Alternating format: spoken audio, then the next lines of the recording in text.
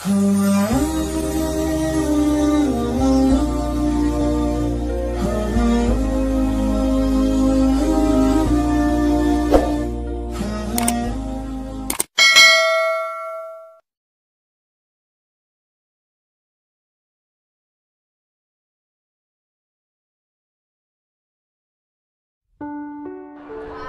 yang dimuliakan Allah Subhanahu wa taala, ini bagian pertama yang ingin saya jelaskan, bahwa maulid ini adalah dianjurkan, dibolehkan oleh para ulama Ahlus Sunnah wal.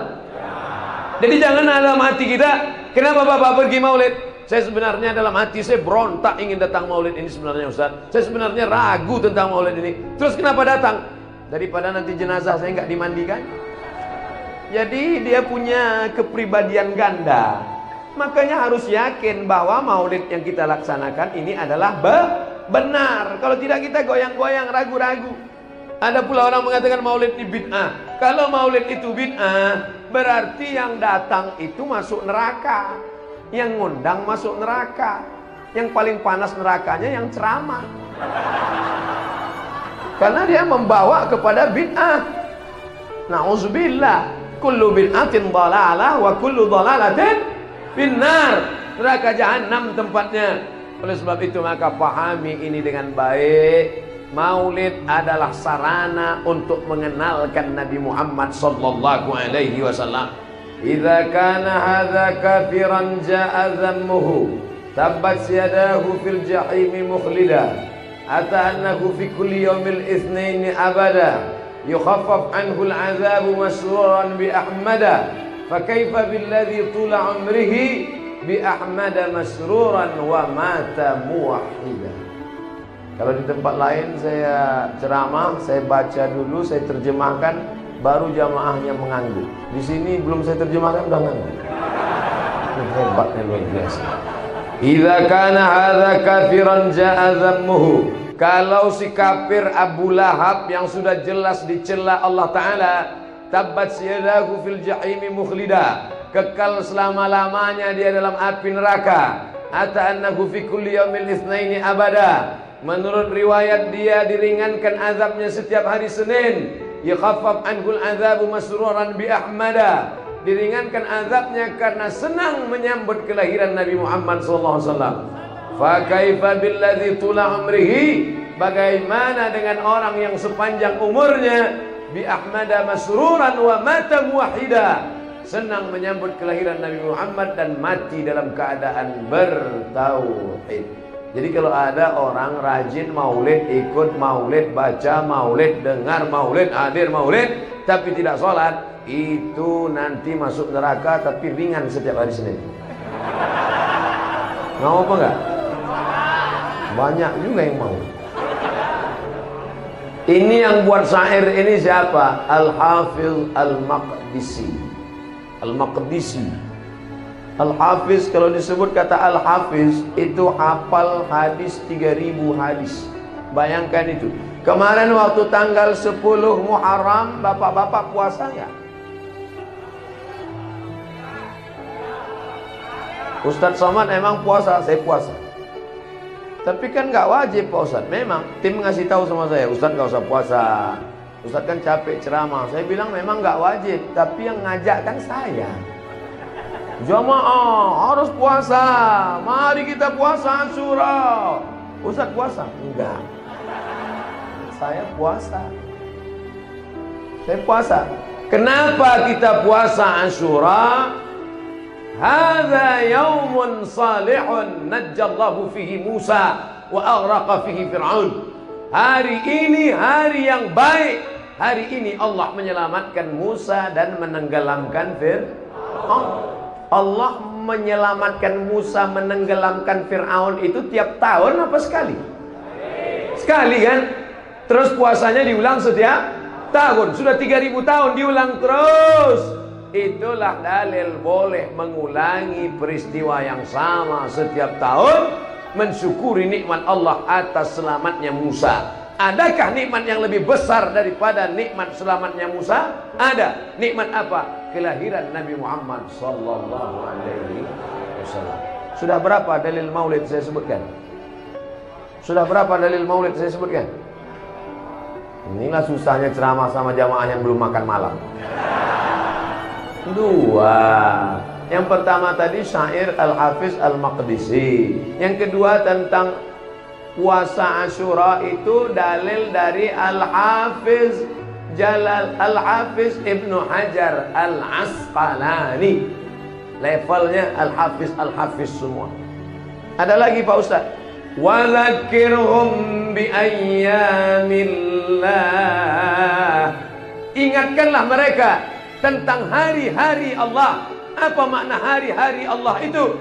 Maka kata Imam Ad-Daraqutni, makna bi ayyamillah artinya bi ni'amillah. Ingatkanlah mereka tentang nikmat sehat, ingatkan mereka tentang nikmat anak, ingatkan mereka tentang nikmat makan, ingatkan mereka tentang nikmat iman dan Islam. Tapi mungkinkah kita beriman dan berislam tanpa kehadiran Nabi Muhammad SAW? Mungkin? Tidak. Kalau ada orang mengatakan nikmat terbesar adalah nikmat iman dan Islam, betul.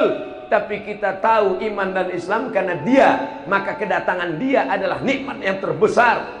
Maka makna wa dzakirhum bi ayyamillah, ingatkanlah mereka tentang nikmat Allah terbesar, kelahiran Nabi Muhammad sallallahu alaihi wasallam.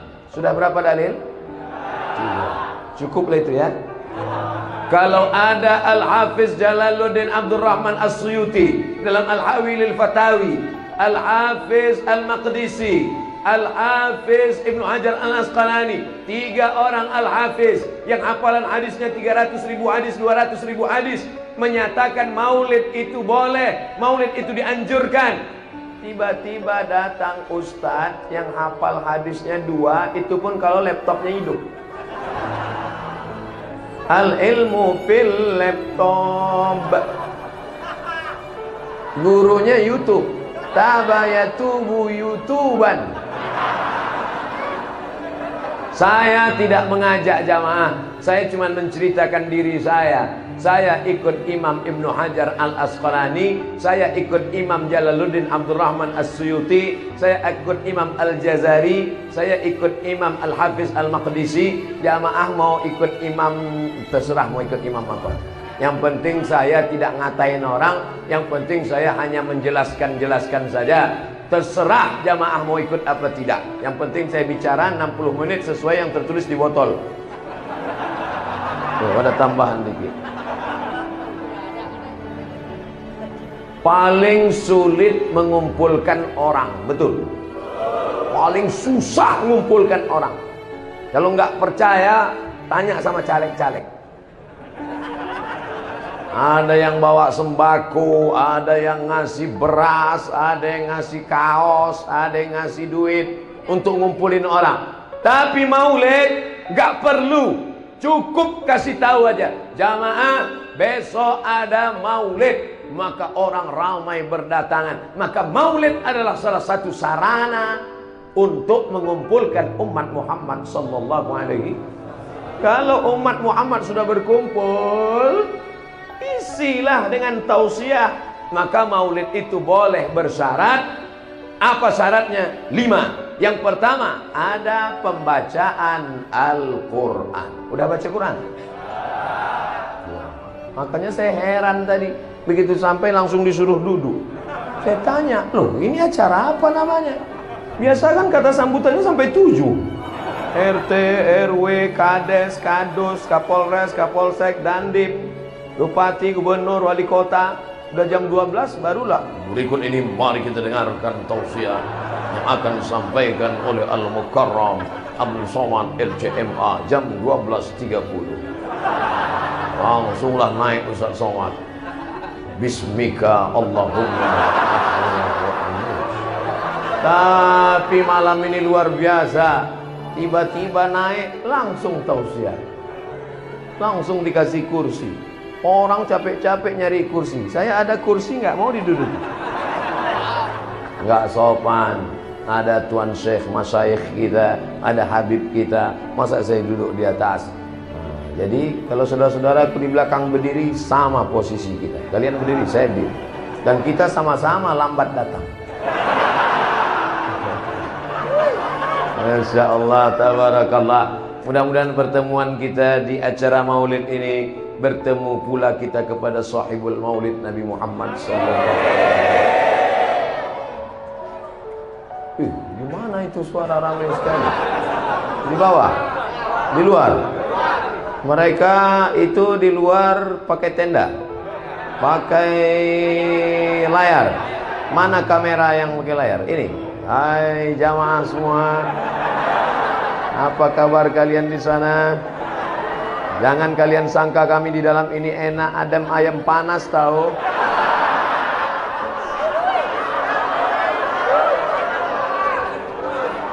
Sedang di dunia saja kalian tak dapat masuk masjid, apalagi di surga. Oh, Ustaz jangan ngomong gitu Pak Ustaz, karena surga itu seluas langit dan bumi. Yang masuk surga itu siapa? Yang hatinya bersih. Walaupun di dalam masjid kalau hati kotor mungkin masuk surga. Yauma la yanfa'u malu wala banun. Hari itu tak ada guna harta, hari itu tak ada guna anak. Illa man atallah, kecuali orang yang datang menghadap Allah biqalbin salim, hatinya salim. Ya Allah berikanlah kami hati yang salim. Semuanya amin. Ada ibu-ibu satu diam aja. Ibu kok nggak ngamin kan? Saya sudah dapat salim. Rupanya nama suaminya Bang Salim. Saudara yang dimuliakan Allah Subhanahu wa taala, ini bagian pertama yang ingin saya jelaskan, bahwa maulid ini adalah dianjurkan, dibolehkan oleh para ulama Ahlus Sunnah wal. Jadi jangan dalam hati kita, kenapa Bapak pergi maulid? Saya sebenarnya dalam hati saya berontak ingin datang maulid ini sebenarnya Ustaz. Saya sebenarnya ragu tentang maulid ini. Terus kenapa datang? Daripada nanti jenazah saya nggak dimandikan. Jadi dia punya kepribadian ganda. Makanya harus yakin bahwa maulid yang kita laksanakan ini adalah benar. Kalau tidak kita goyang-goyang, ragu-ragu.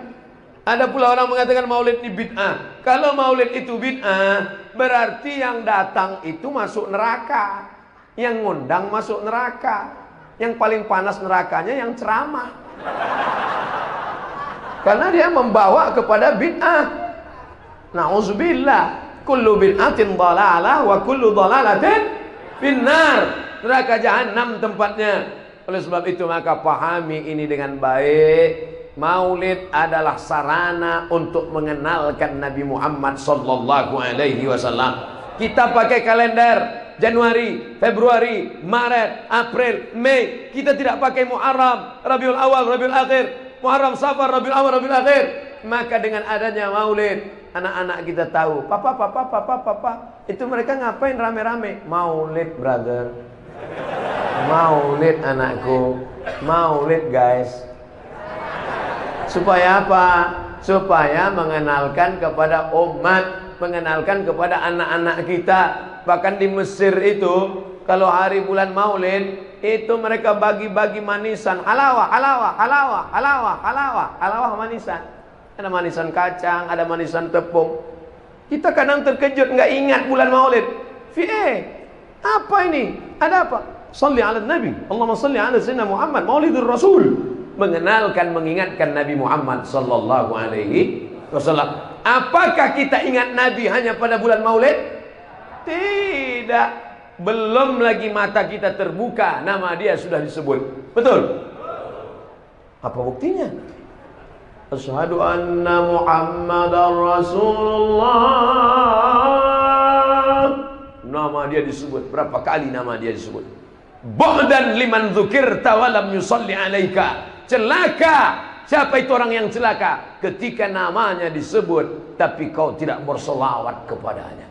Itulah orang yang paling celaka. Allahumma salli ala Sayyidina Muhammad wa ala ali Sayyidina Muhammad. Kenapa Ustaz Somad kalau selawat pakai Sayyidina? Yang ngomong Sayyidina itu bukan saya. Dia sendiri yang ngomong dirinya Sayyidina. Ana Sayyidu waladi Adam. Ana, saya. Sayyidu, pemimpin waladi Adam. Semua anak cucu Adam ini akulah pemimpinnya. Maka kita katakan Allahumma salli ala Sayyidina Muhammad, bukan somat yang buat-buat ngawur. Sedangkan menyebut nama saya pun protokol tetap pakai tata krama, sopan santun dan etika. Belum pernah lagi protokol menyebut. Berikut ini mari kita dengarkan kata tausiah yang akan disampaikan oleh somat.